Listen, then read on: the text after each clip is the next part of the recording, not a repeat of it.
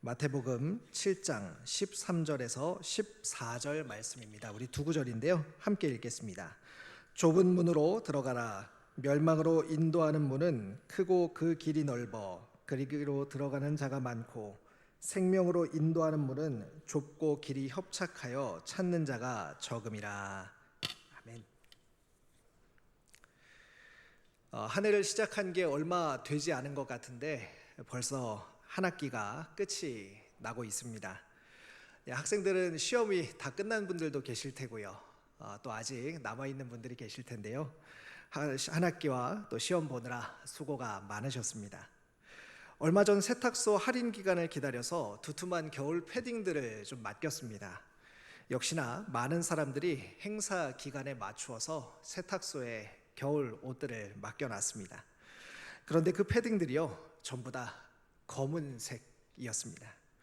겨울만 되면 아침 등굣길은 검은 패딩들이 줄지어서 걸어가는 모습을 보게 됩니다. 마치 교복이 따로 있는 것처럼 말이죠. 그만큼 우리는 비슷함 속에서 익숙하게 살아갑니다. 한 청년과 재정에 관해 상담하면서 이런 대화를 나눈 적이 있습니다. 형제님은 왜 주식을 하고 있습니까? 라고 제가 물었습니다. 그랬더니요, 딱히 생각해 본 적은 없어요. 그냥 남들도 다 하니까요. 회사에서는 주식 안 하는 사람이 없어요. 매일 주식 얘기만 하는 걸요. 라고 답을 했습니다. 요즘 대세가 무엇인지, 그건 요즘 유행이 지났는데 다들 그렇게 한다던데 너만 왜 그래? 요즘 우리들에게 가장 큰 압력은 다른 사람은 다 그렇게 한다는 말 아닐까 싶습니다. 때로는 다들 그렇게 산다는 말이 우리에게 위로가 되기도 하지만 우리의 존재를 잊고 또 잊게 만들고 있지는 않을까요?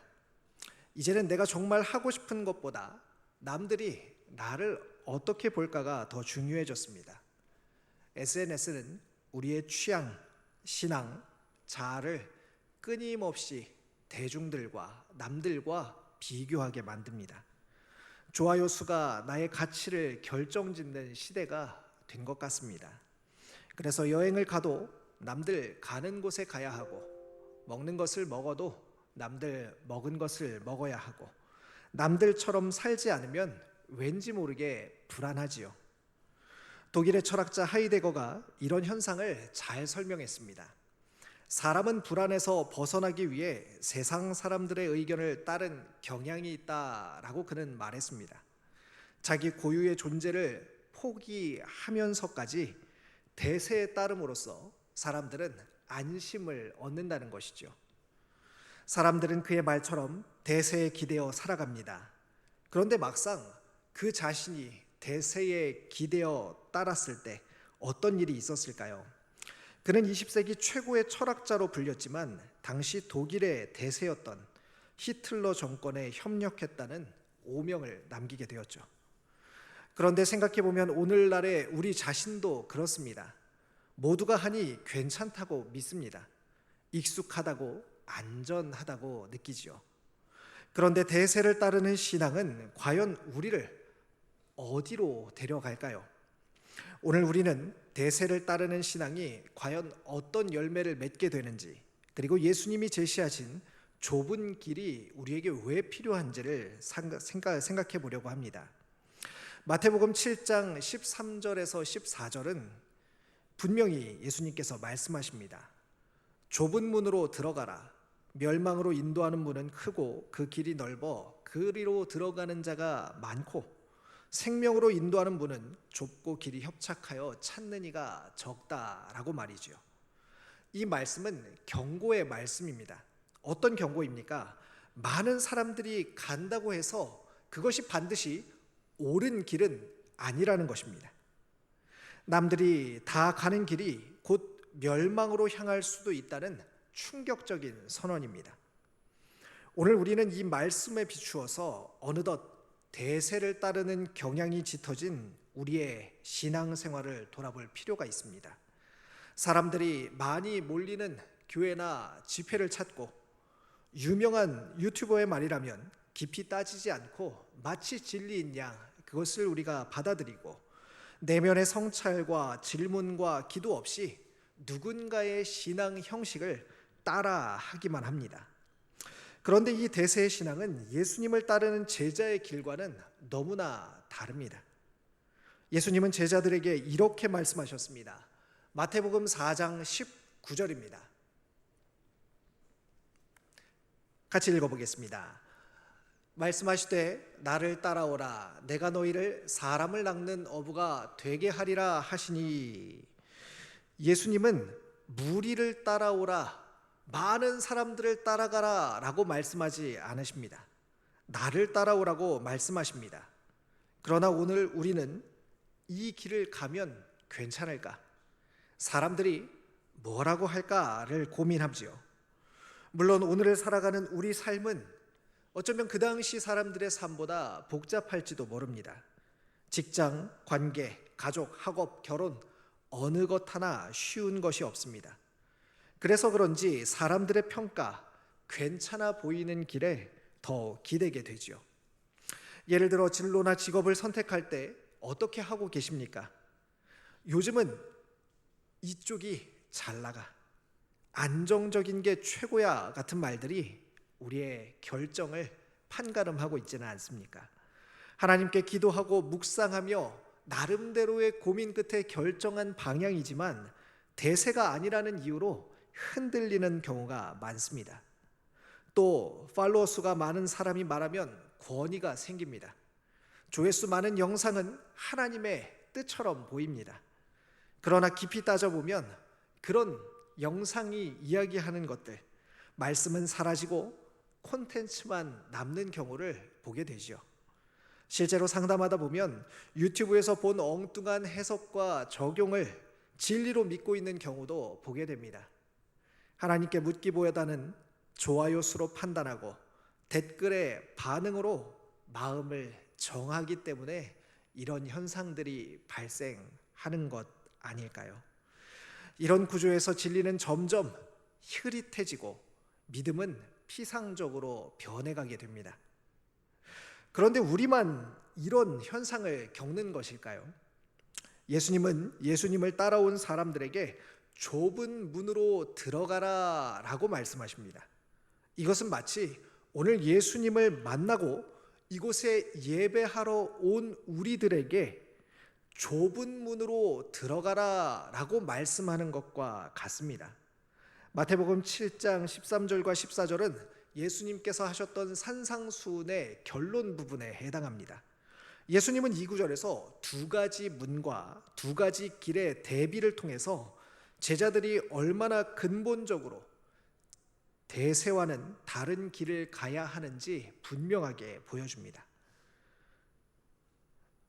좁은 문으로 들어가라. 멸망으로 인도하는 문은 크고 그 길이 넓어 그리로 들어가는 자가 많고, 생명으로 인도하는 문은 좁고 길이 협착하여 찾는 이가 적다라는 이 말은 단순히 우리에게 어떤 도덕적인 선택을 요구하는 말이 아닙니다.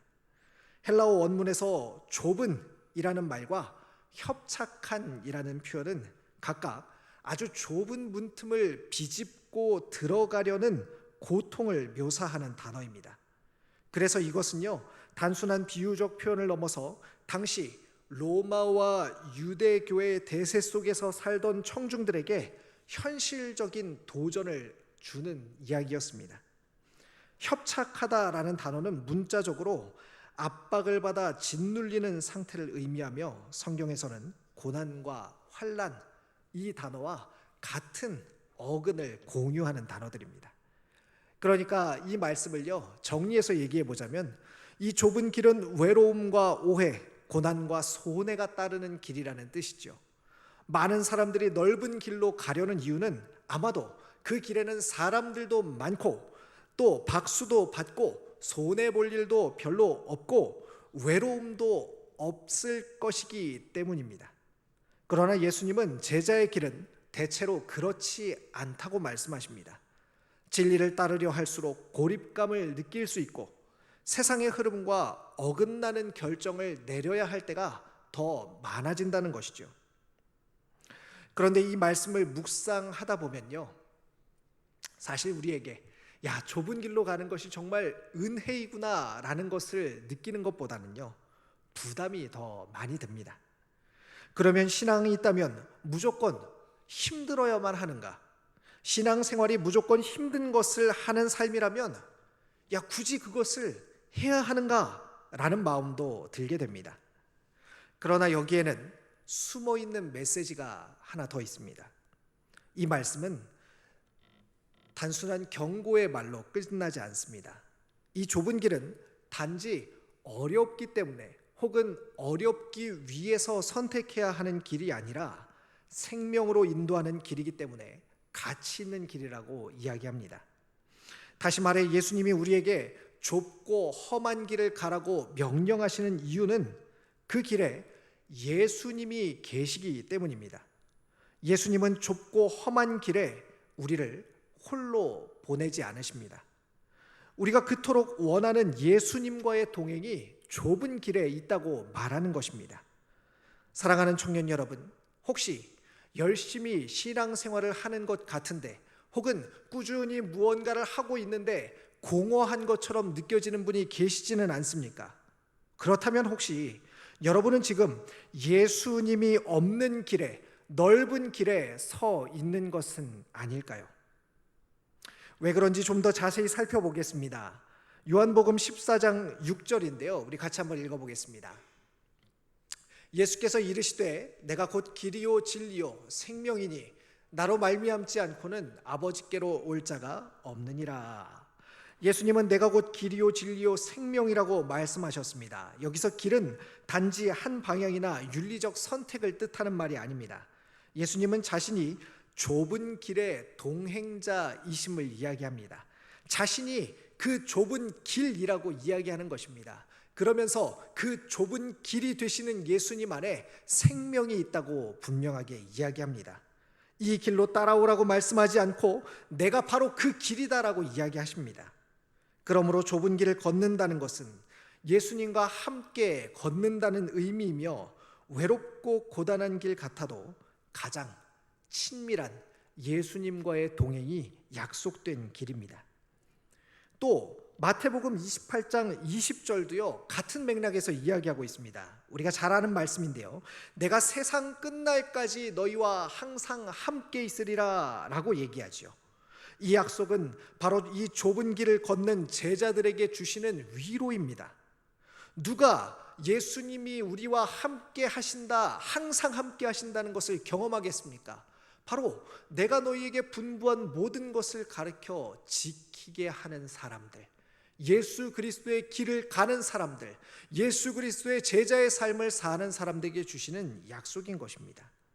세상이 쳐다보지 않는 길, 결코 인기 없는 길, 심지어는 가족조차 이해 못할 수도 있는 그 길을 갈 때 예수님께서는 내가 그 길에 너와 함께 있을 것이다 라고 말씀하시는 것이죠.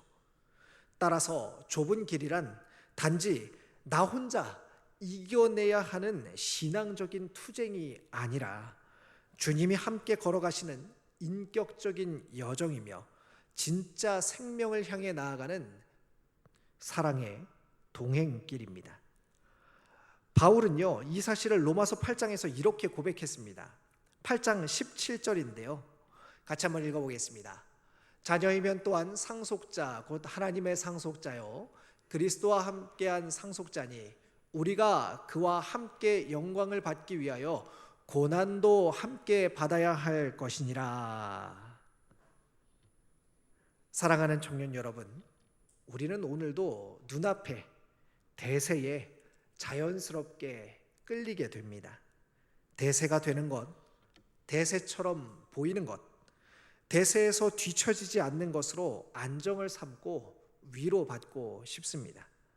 그러나 복음은 오늘도 우리에게 다른 길을 제시합니다.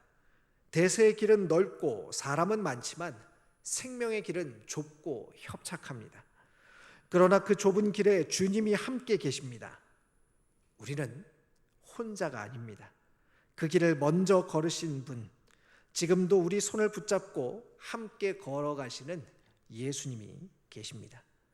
그러므로 예수님을 따른다는 것은 인플루언서가 되는 것이 아니라 침묵 중에도 믿음을 지키는 따르는 자가 되는 것입니다. 신앙은 트렌드가 아니라 뚝심으로 하는 것입니다. 주님이 말씀하시면 남들이 웃어도 길이 좁아도 혼자라도 그 길을 가는 것, 그것이 제자의 삶입니다. 그런데 여러분, 한 가지를 더 나누고 싶습니다. 좁은 길을 가는 것, 어떻게 느껴지십니까? 좁은 길은 혼자서는 어렵습니다. 매번 결단하지만 막상 많은 사람들이 선택하는 것, 많은 사람들이 하고 있는 것, 그 대세 앞에서 나라는 개인은 너무나 작게 느껴질 때가 많습니다. 따라서요, 좁은 길을 가는 것은 혼자 하기는 매우 어렵습니다. 그래서 하나님은 우리에게 교회를 주셨습니다. 좁은 길을 가는 데는 서로의 믿음을 격려하며 함께 고민하고 기도하며 나아가는 공동체가 반드시 필요합니다.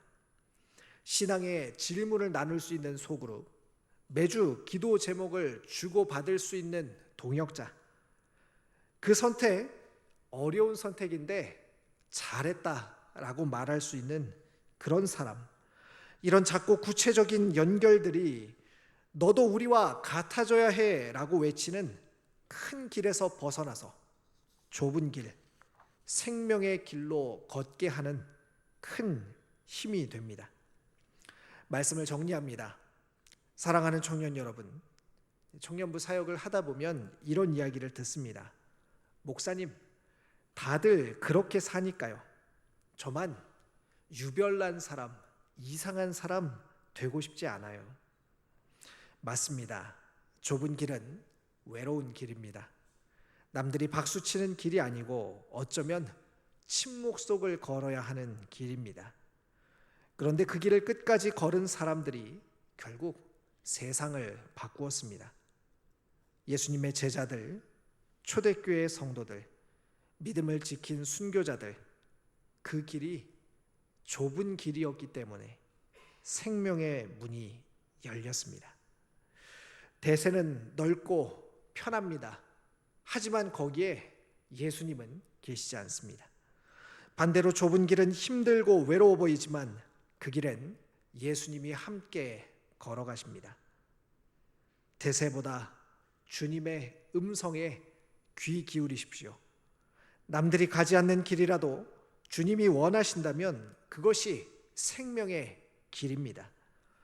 나를 따르라, 이 말씀이 여러분 인생의 기준이 되게 하시기를 바랍니다.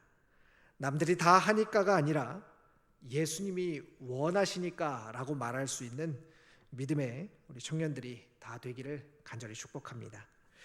우리 찬양을 같이 좀 부르고 기도하고 싶습니다. 충만이라는 찬양을 부를 텐데요. 무명이어도 공허하지 않은 것은 예수 안에 난 만족함이라.